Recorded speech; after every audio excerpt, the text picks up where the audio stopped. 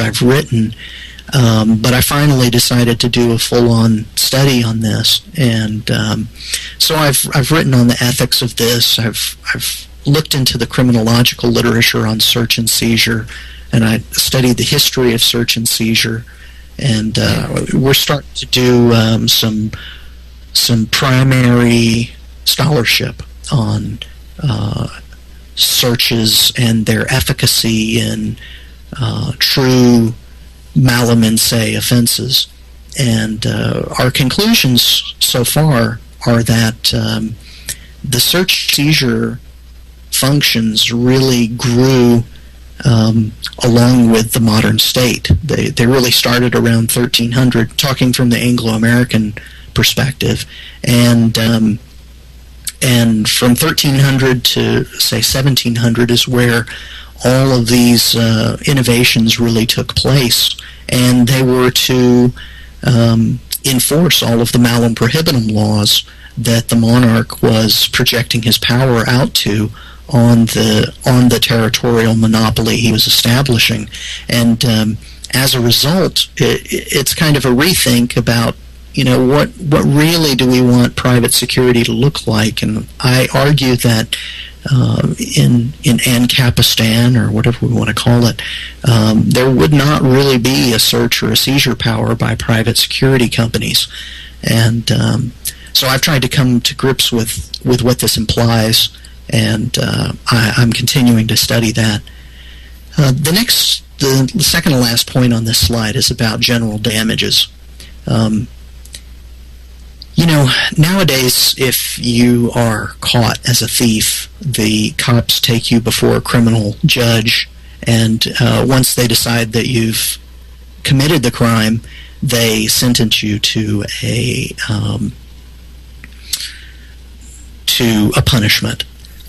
As we know, we're interested in setting general damages to victims, not punishments necessarily. And I think that I've maybe made a small contribution here in talking about mediation casebooks and how they can be used as a window on the norms of society for restitution that can be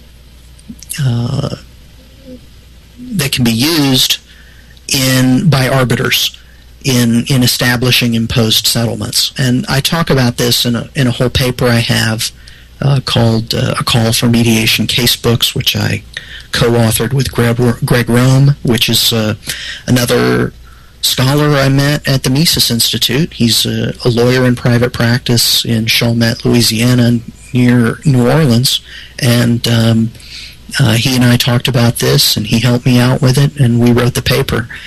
It's been very fruitful, and of course, right now we're extending that work. Very recently, you know, if you read these books by folks, you know, the 7 Habits of Highly Effective People, right? They say begin with the end in mind, and there's a little bit of a tension here. As Peter Klein was just saying in the last segment, we can't really predict what a totally free market in dispute resolution and security provision will look like.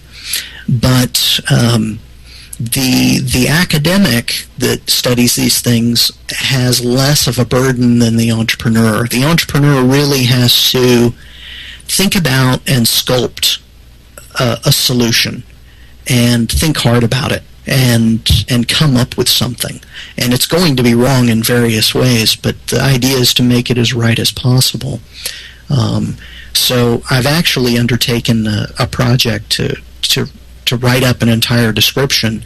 It's along the lines of Market for Liberty, but with more specificity about all the different companies that are necessary in a free market of dispute resolution and security provision.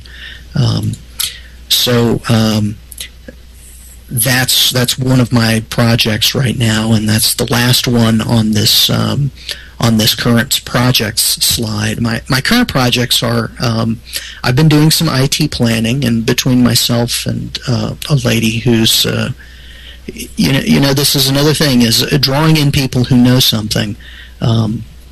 Because I've been publishing and because I'm known, I was contacted by a lady who has 10 plus years of experience as a crime analyst and knows all about record management services and record management systems, and computer-aided dispatch systems, things that private security and public police forces use in the provision of patrol. And she has been instrumental in putting together an IT plan that is kind of still in the works, although very close to completion, at least to it. Most of these things I do to an 80%, right? It's an 80-20 rule. You get about 80% there and you say, yeah, that's good. Let's get it out there, show some people what we're doing, and then we can ruminate about it, polish the apple later. I'm working on a mediation casebooks project with 5 or more people right now, some lawyers. I've got some mediation agencies involved, an academic and restorative justice, and we're moving that ahead, and that's a pretty exciting one. And to tell the truth, this may become a little spin-off business by itself, and that may be my first business.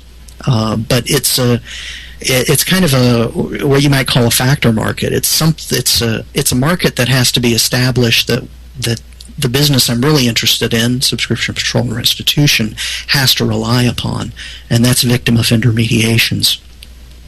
So developing that market is important here. Patrol and criminology, now that's a little project I'm doing to improve my understanding of patrol. I made the acquaintance about a year ago of a respected man who is he's a well-known figure in problem-oriented policing and problem-based learning, and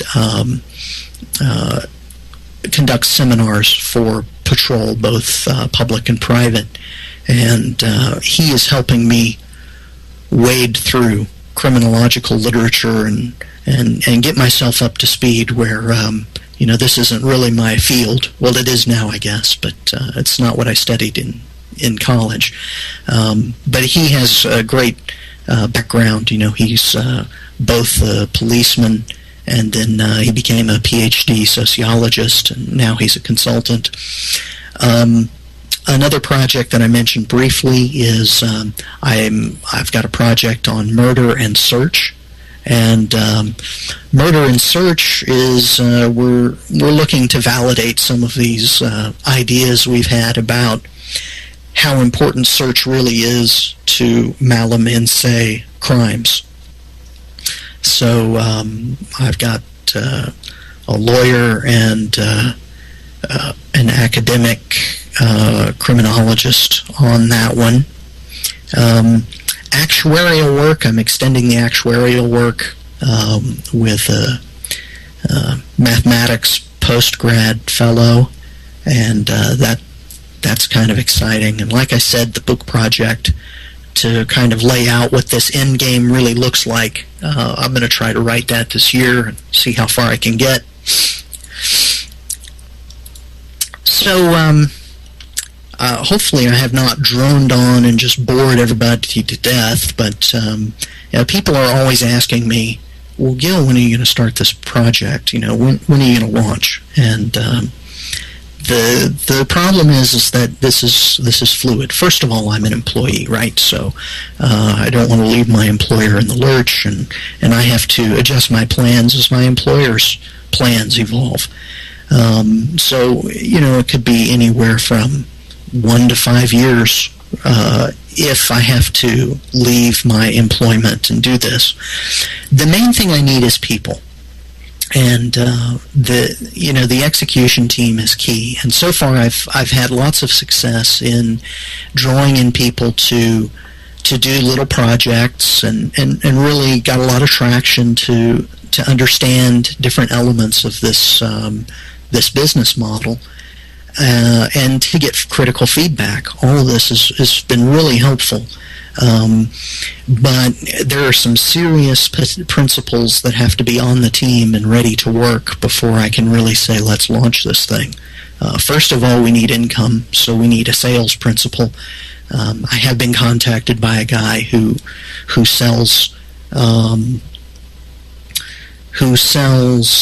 home monitoring subscriptions. So it's a related industry, and he's a high performer, and he's interested in the business model. But we have to do a little bit more in the marketing study and a marketing plan, and we have to have somebody who's ready to do it, ready to move to Houston or lives in Houston.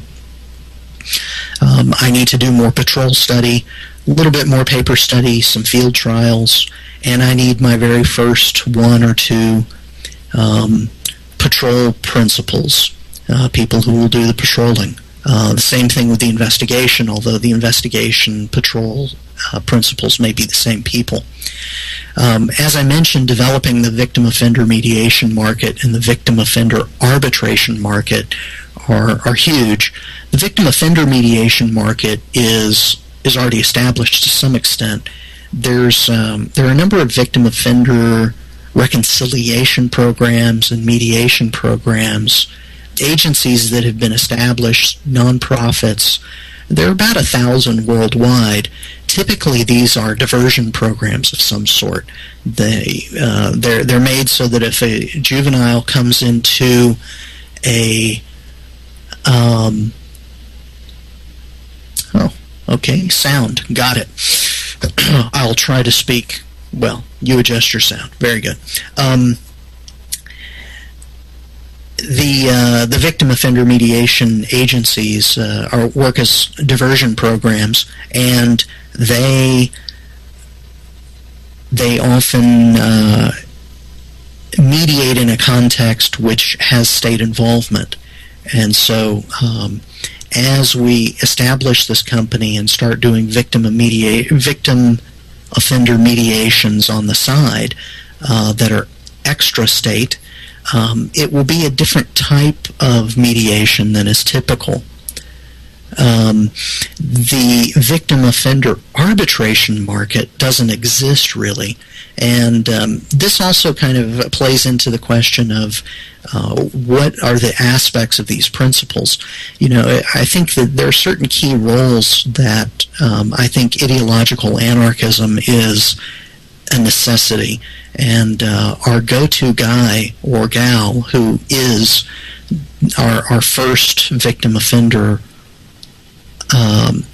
arbitration go-to people, they really would probably be best if they were anarchists, so that they really kind of got the idea of the long-term goals.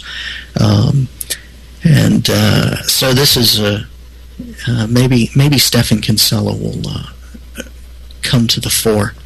I don't know. Of course, we have to draft operating manuals, and I have to complete business plan documents. Of course, I have pro formas, but I think they're not ready for prime time. Every time I learn something, I have to adjust them, and estimate cash flow to break even, and continue to save money. And so these are the things that I have to do to be ready. I tell you what, I think I'd like to open it up to questions now. If people are interested in talking about questions, or Mark, if you have some questions, maybe we could have a little chat here. I've got some while we're waiting for other people in the chat window to catch up. I've got some about how much of that industry exists now. I mean, if you're talking about mediator case books and programs for victim mediation, are there 10 arbitration and mediation organizations in the country? Are there 1,000? There, I don't know in the country exactly. I will direct you. I'm putting this up online so people can see. You can go to VLOMA.org, which is the Victim Offender Mediation Association. This is, you know,